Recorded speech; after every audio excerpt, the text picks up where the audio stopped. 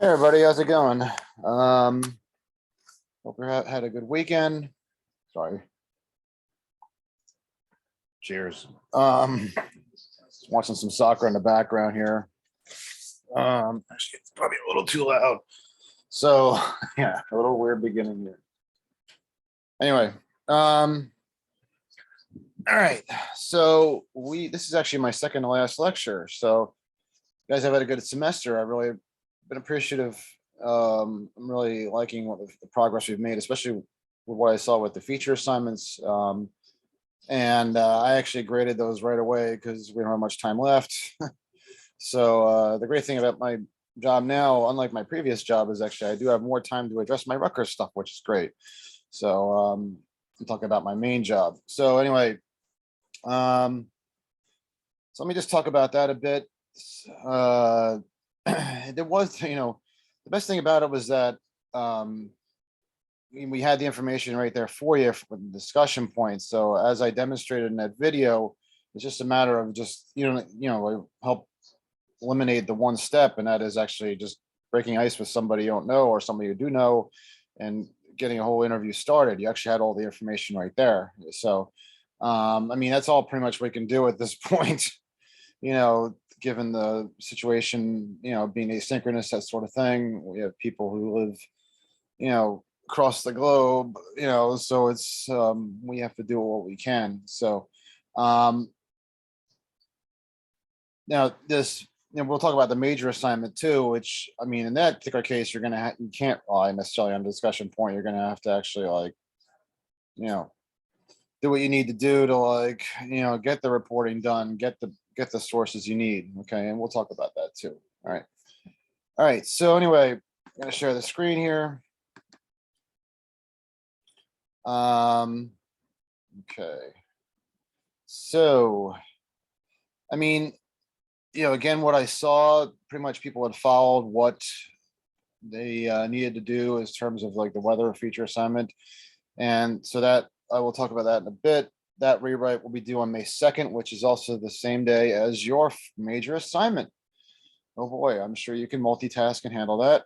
So, and of course, I'll be releasing this video on Monday. That'll be the day your rewrite for the data journalism assignment is due. There's actually, of course, obviously, if you get like a letter grade of like C or higher, I want you to actually rewrite it. But there weren't a lot of R's on either one of these assignments. I was quite pleased with that. You guys are doing a good job. So, and of course, you'll see the new lecture will be posted too. It's not put, this is Sunday, so it's not posted yet. One thing I did, just so you know, I eliminated, we don't have to read the book anymore. We're done with the book. Hooray, sell it, get rid of it. It's gone. I had actually chapters 13 and 14 listed as reading assignments, and I actually really neither of them have anything to do with what we're doing right now. I mean, I guess I needed to update that, so I just deleted that. No, you don't need to read chapters 13 and 14. I figured actually in future classes I will have chapter 13, which is about broadcast writing, incorporated into the curriculum, but not in this class. So broadcast news writing is very much the simplistic writing that we've been talking about, and even more simplistic. And if you take digital writing with me, which is a class I teach next semester, I will actually get more into detail about that. So, because we deal with things that are involved broadcast, like video and stuff like that. So, chapter 14 actually dealt with the medium of visual reporting, photography, video, and that I deal with big time in digital journalism. So, all right. So let's first talk about the feature assignment. Okay. And again, like everybody, pretty much, I mean, I saw everybody was paying attention this week. It's great. There were a few people that turned them in a little late, which is, all you got to do for that is you got to like just let me know. By the way, don't feel embarrassed about asking for an extension, especially at this point. I mean, we're at the end now. Okay, I don't want a lot of extension asking for the final assignment because I have to get these grades in right away pretty soon. So, I mean, if you have any kind of issues, let me know. But as far as this weather assignment is concerned, or the data journalism assignment, I mean, I'm can be flexible here. I can't really be too flexible on the major assignment because they started to really hound me. They really want the grades in by end of the week. So after the major assignment is due, probably by like May 5th or 6th or whatever that is. So anyway, so just to kind of a couple of things about this. I didn't see this a lot, but I just wanted to kind of use this as a point to reemphasize here is that, again, this is a very, this is supposed to be a more detail oriented story, this weather feature. Okay. So obviously things like, as I mentioned, like the color of the leaves and things like that, they become more relevant. Okay.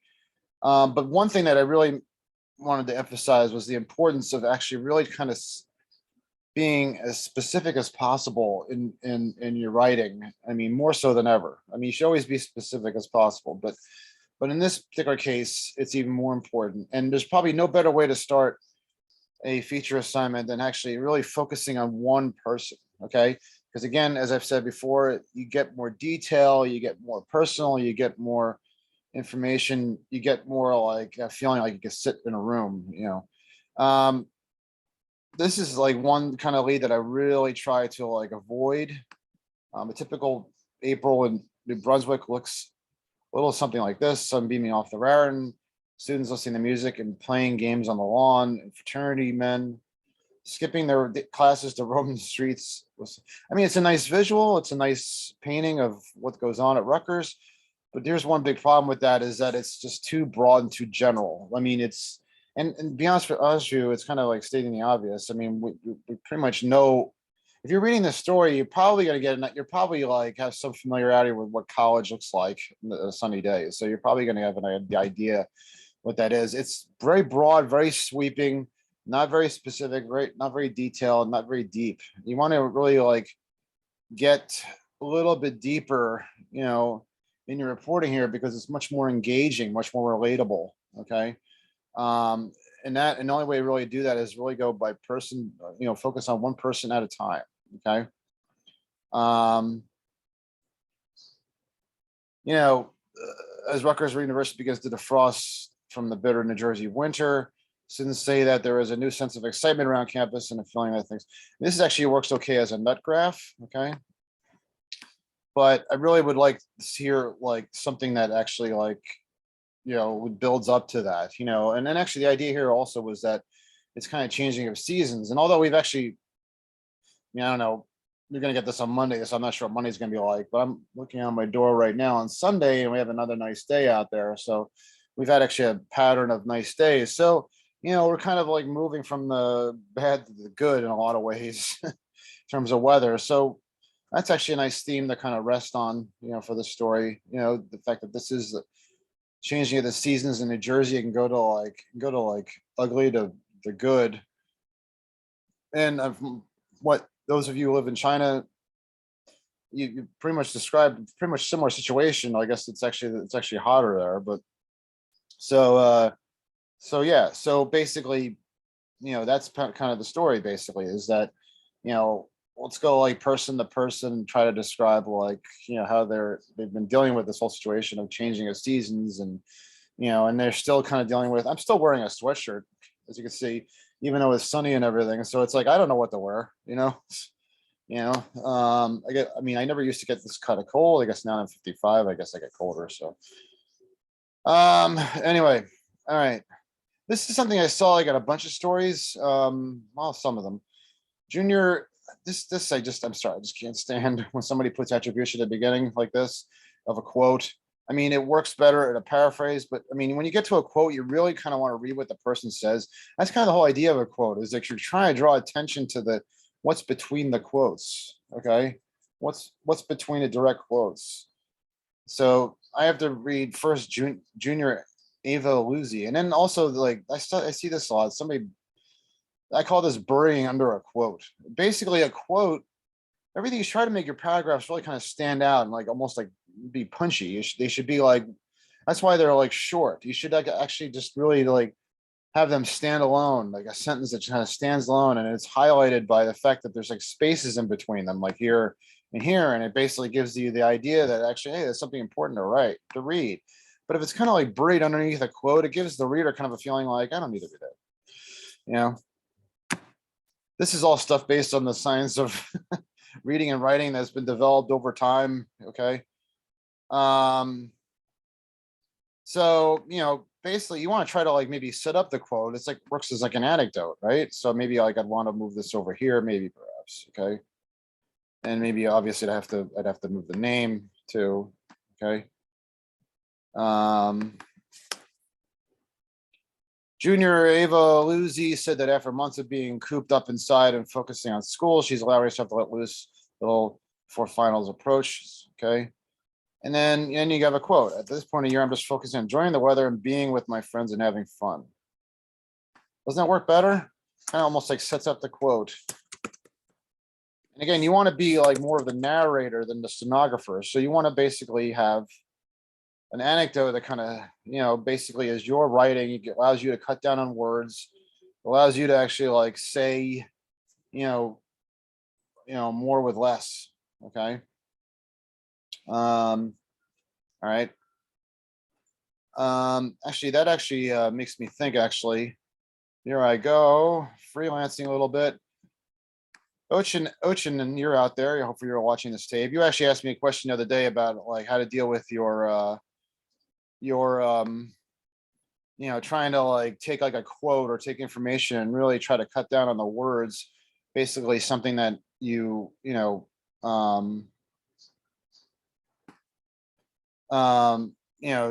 it's like hard to do because maybe like if a feature story, I noticed that some people would get a little bit wordy because they feel like they have to be wordy because they have to get descriptive in this sort of thing.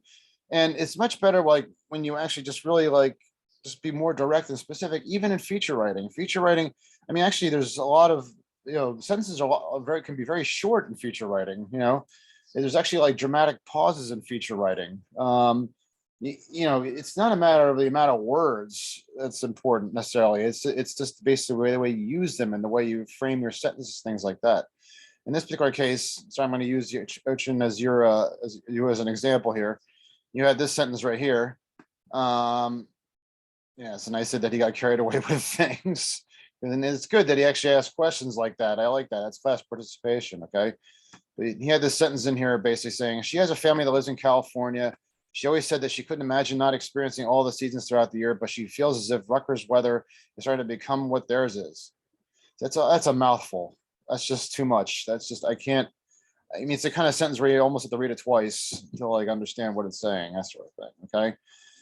She does not say this is exactly the same, but it's almost like he's getting defensive. But she was just there a few weeks ago, and the temperatures in Jersey were roughly the same as they were. Okay, so basically, this is somebody basically saying that, like, what's the deal? Why is New Jersey like California? So that's what I said to him. Wouldn't this be better? She has family in California where the weather is typically warm. She said New Jersey is starting to feel like California. So this, as opposed to this, okay. She has family that lives in California, and she always said that she couldn't imagine not experiencing all the seasons throughout that year, but she feels as though Rutgers weather is starting to become what theirs is. So she's saying basically that Rutgers weather is starting to become like California, which is what I wrote here. Doesn't this read better? Isn't this easier to read? She does not say exactly the same. Okay, well, we know that. Okay, I mean, hopefully like maybe 90% of the country knows that. But she was just there a few weeks ago, and the temperatures in New Jersey were roughly the same as you were here. Okay. And then I just changed that to, she said New Jersey is starting to feel like California. That's it, man. Just like the way you talk. You don't need to like over explain. You don't need to like try to like get to that 500 word minimum. I mean, I actually like, and somebody had a powerful 450. I gave them an A. So I was like, that's good. Good enough. Um, so there's no need to do that. There's no need to kind of like circle around and to the point. Just get right to the point, even in feature writing. Okay. It's not necessarily the same as like creative writing. And even creative writing can have like short, almost like truncated sentences, dramatic pauses, like the article, like I showed you. Here I go freelancing again. The Frank Sinatra has a cold story. Okay.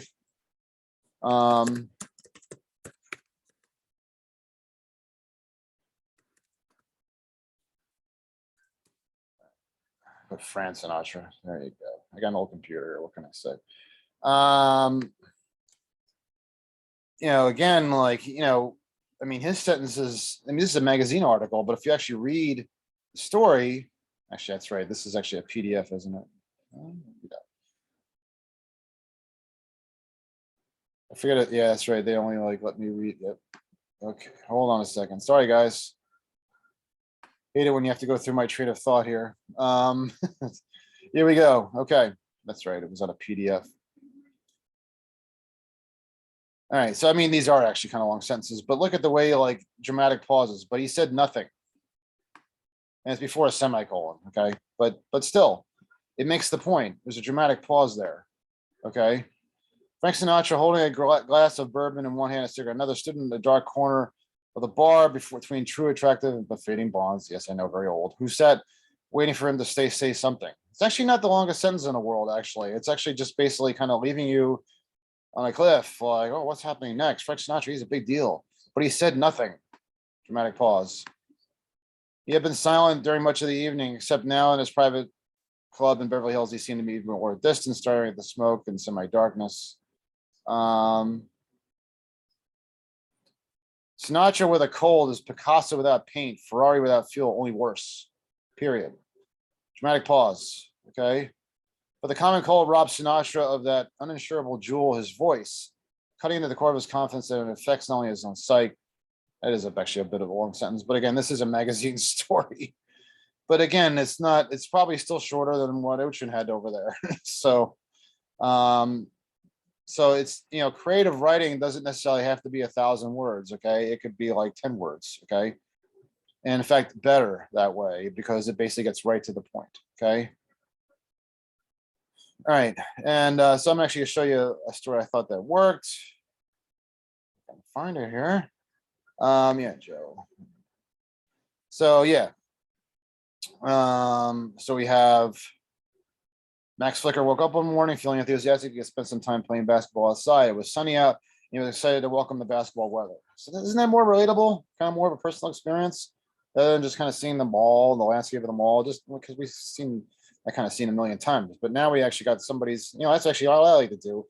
Actually, I always enjoyed when the weather would get warm, and that would be the first thing. I had a hoop in front of my house. I'd run outside and kind of go into my own world and just shoot hoops for a while. My son, when he was at William Mary, they had a hoop outside his dormitory, and he did the same thing. To his surprise, the next morning when he woke, there were snow flurries falling from the sky. Isn't that interesting?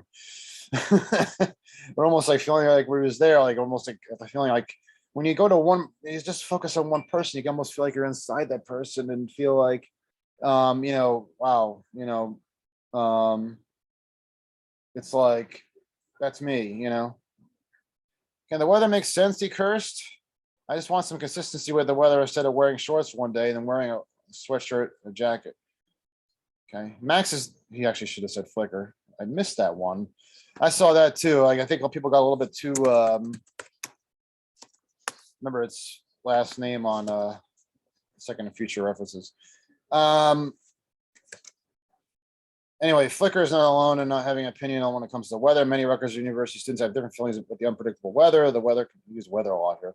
The weather, it's a good nut graph though. The weather can be very random and changes all the time at a rapid rate. Can't we all just relate to that? Some days the sun is coming out and yeah, it's a little bit, that's fine. Then later in the week, the streets are flooded from the rain or there are people wearing coats. JP Parr, a student at Rutgers, is happy the weather is becoming beautiful outside. It does not enjoy it when other days are nearly 35 degrees.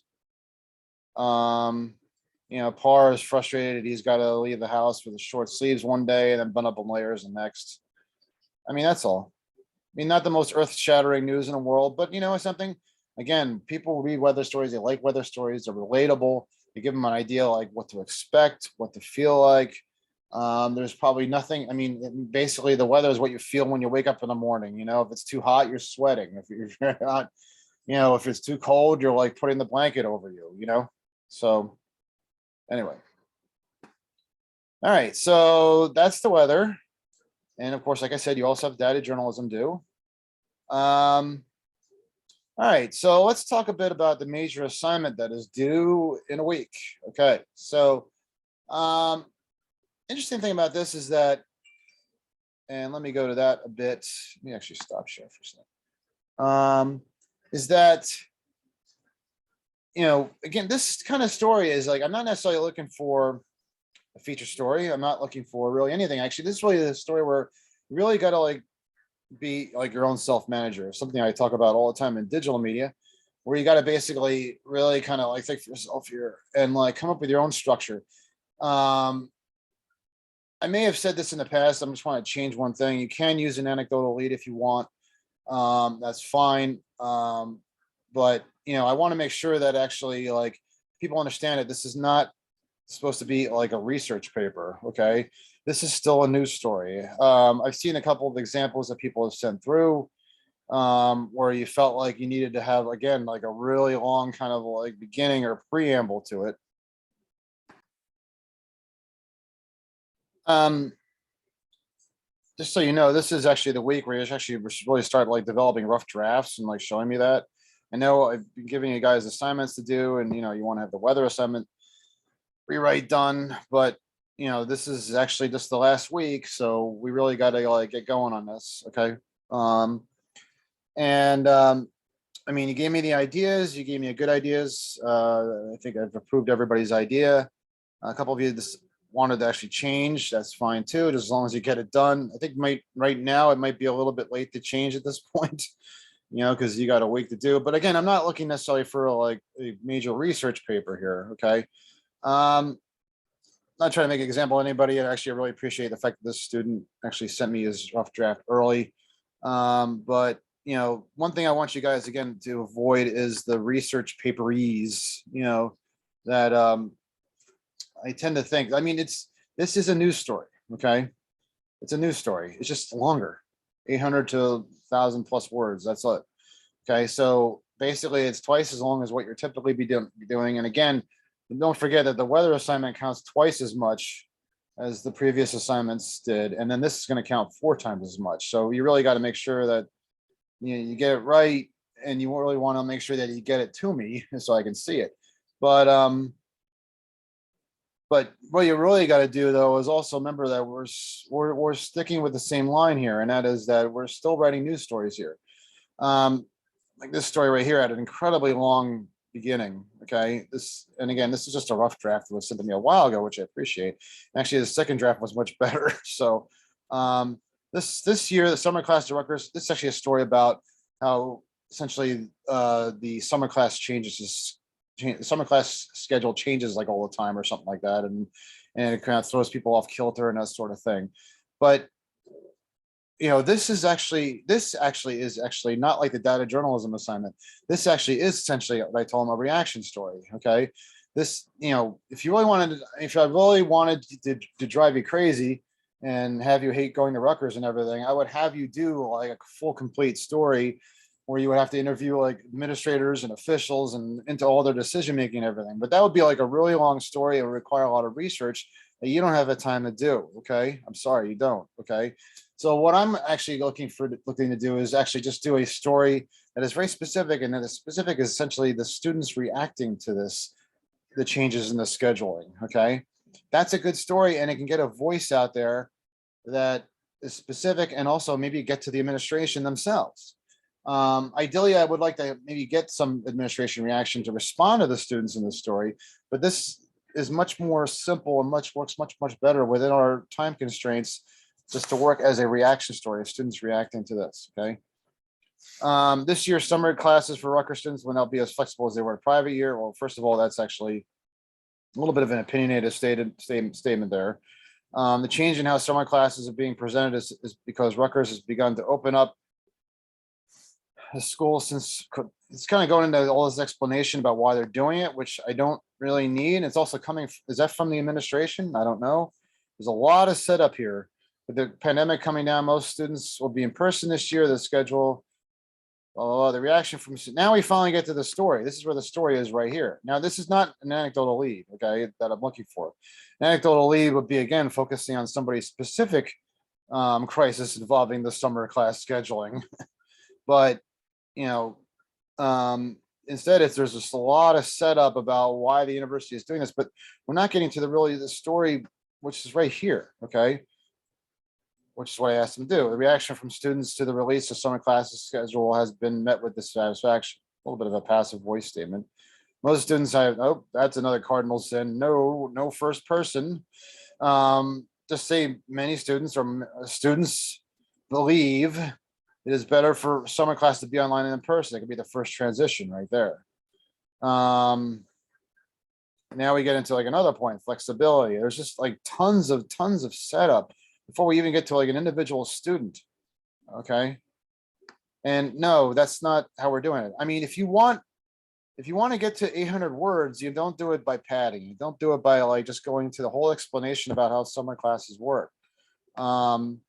This before we even get to a student, it's how many words? It's 176 words. So it's almost 200 words, okay, before we even get to like a student. Okay. And this is actually about students and the reaction. If you want to get it to 800 words, just interview more students, interview 7, 8, and you'll get their individual experiences, that's all. You have to get more substance as opposed to more style. Okay. More reporting. That's all. And I said this to you guys, I think earlier in the semester, and that is, again, like if you ever do go into this field, you ever get asked the question, are you a better reporter than a writer? Okay. You always want to say reporter, because the substance is what carries the day. That Guy Talese story I showed you before was a feature story, very stylistic, the whole thing. But he actually worked to get that information. There was substance in that story. It wasn't just style.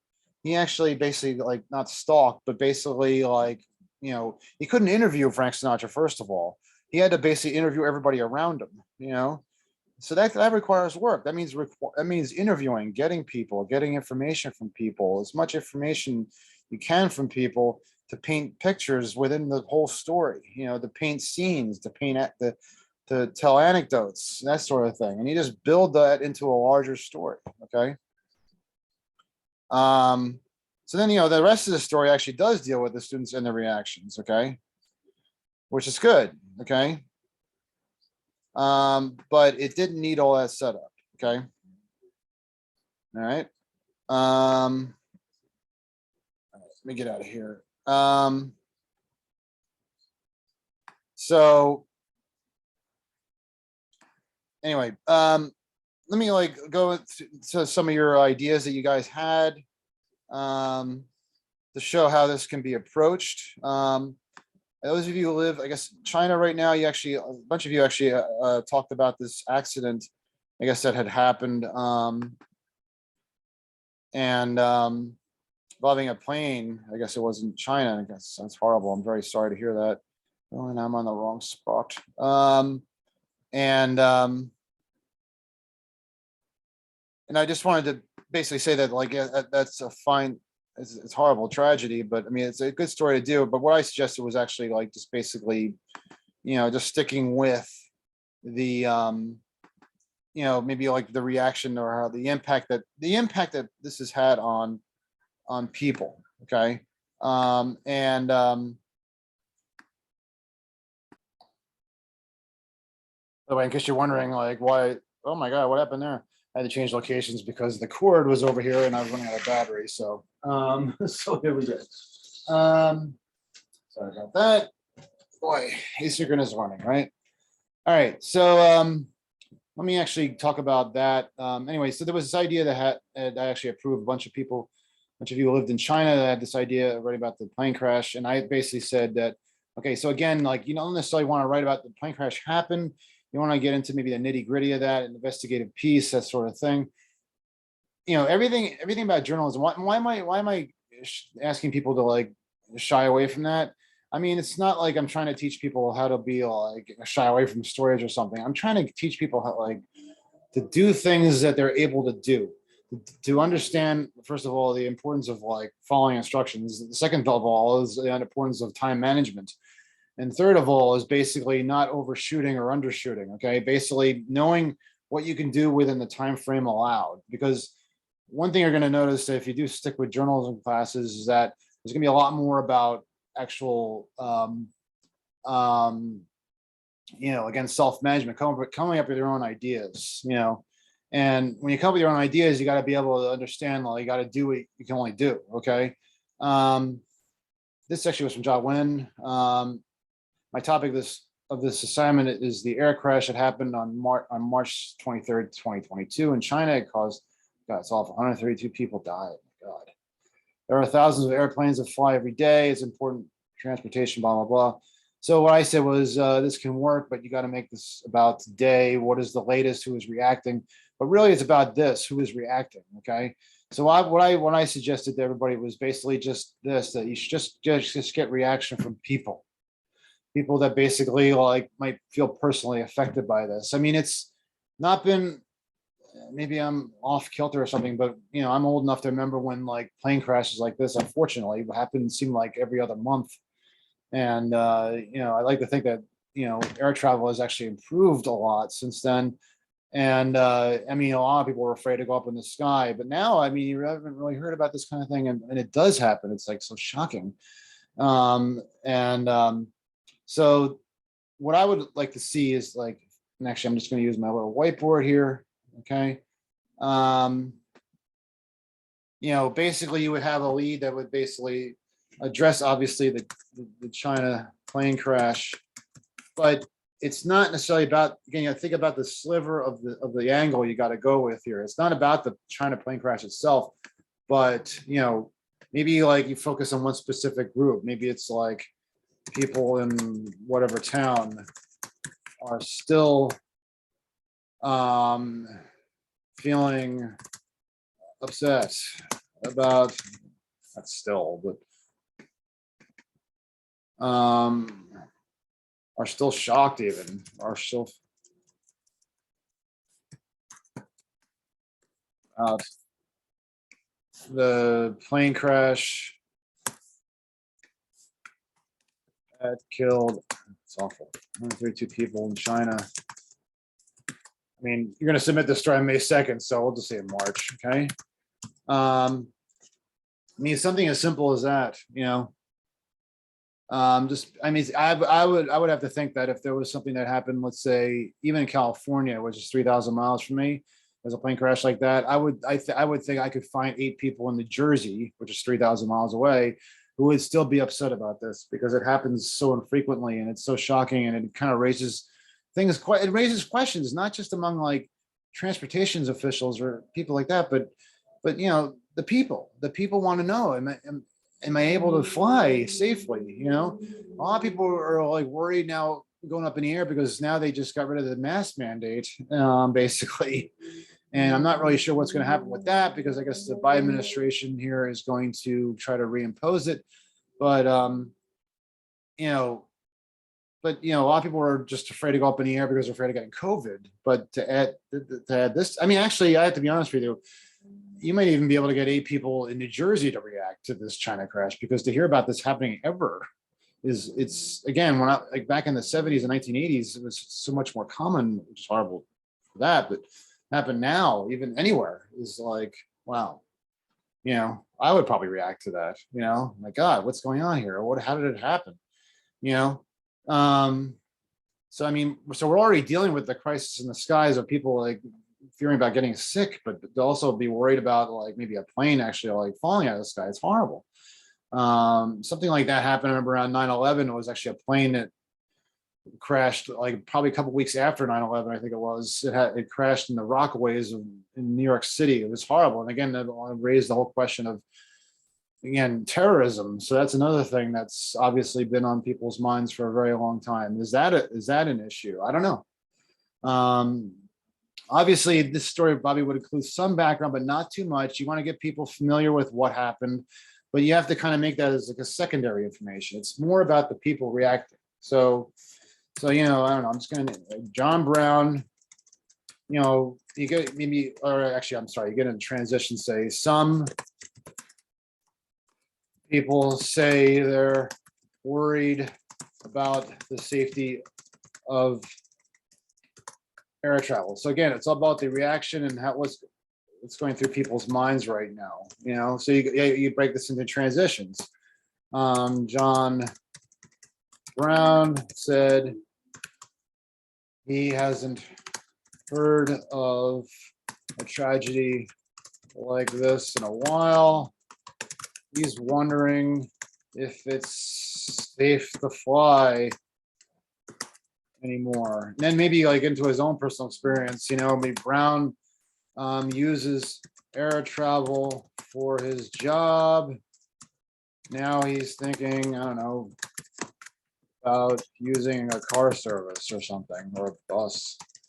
See, anecdotal information. See, and then what you do is just kind of pile these together. This is just like every other story we've been doing, right? Just that it's longer. And we go one person at a time, and then maybe a quote, And then we use another transition. Maybe we use the one I just used, okay? Others say, they already have to about the safety, their health safety. This would be in America, I guess.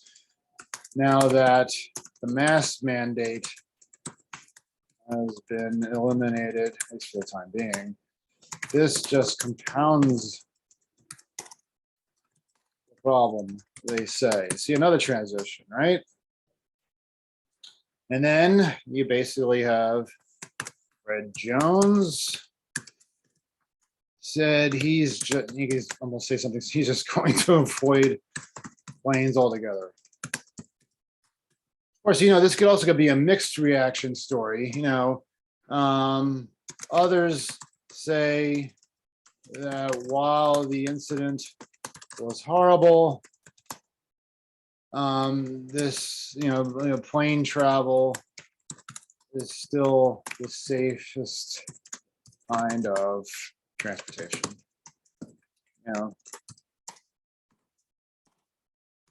And Peters said,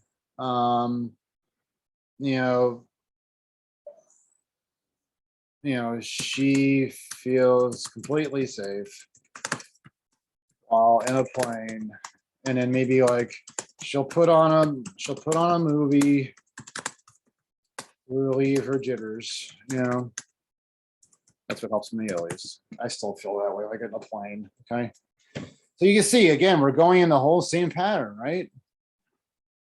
We've got lead, transition,